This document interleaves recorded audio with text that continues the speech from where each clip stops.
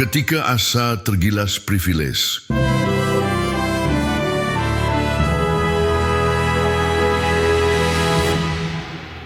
rakyat di garis depan demokrasi yang retak pada suatu malam yang penuh ketegangan di Jakarta, terik lampu sorot bercampur dengan asap gas air mata. Ribuan pelajar dan mahasiswa berdiri tegak berhadapan dengan barisan aparat menuntut keberpihakan negara pada rakyat jelata.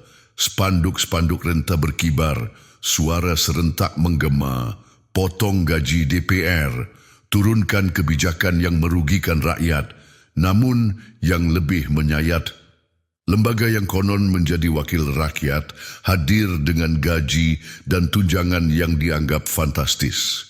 Sebuah jarak yang semakin melebar antara kursi kekuasaan dan meja makan rakyat kecil. Privilege yang memicu gelombang amarah.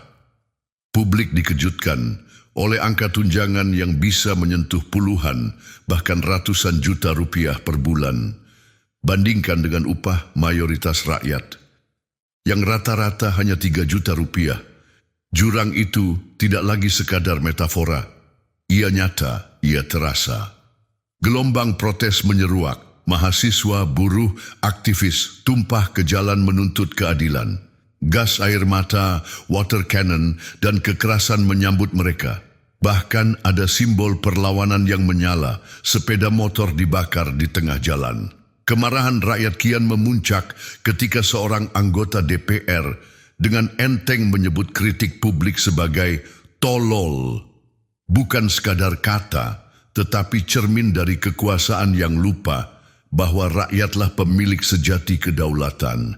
Ketika lakon jalanan mengukir luka, 28 Agustus 2025 malam di tengah kaos dekat gedung DPR, seorang driver ojek online, Afan Kurniawan, 21 tahun, Malang tertabrak mobil taktis Brimob. Ia sedang mengantar pesanan, bukan pendemo, nyawanya tidak tertolong. Seorang lain, Moh Umar Amarudin, luka parah dirawat intensif di rumah sakit. Insiden itu terekam, menyebar viral. Masa ojol marah, pos Brimob dibakar, fasilitas pengamanan diacak-acak. Di media sosial, tagar perlawanan merajai trending. Kini, kepercayaan publik runtuh. Aparat dianggap bukan lagi pelindung, melainkan ancaman bagi rakyat. Dari kedaulatan ke kekuasaan yang menyelimuti. DPR dan pemerintah terlihat sibuk melindungi kursi, bukan merawat mandat rakyat. Ketika kebijakan tak menyentuh rakyat miskin, ketika kritik dibungkam, demokrasi berubah menjadi oligarki yang membungkam suara publik. Akumulasi ketegangan yang tak bisa didiamkan. Demonstrasi bergelombang di Jakarta dan daerah lain. Tolak pinjaman luar negeri, hapus sistem outsourcing, lawan represi militer. Namun, setiap kemarahan rakyat dijawab dengan gas air mata, pentungan, bahkan kendaraan lapis baja. Ketika pekerja informal tewas hanya karena mencari nafkah, itu bukan sekadar tragedi personal, itu kegagalan sistem. Meluruskan jalan, solusi yang harus dijalankan. Kita berdiri di persimpangan sejarah.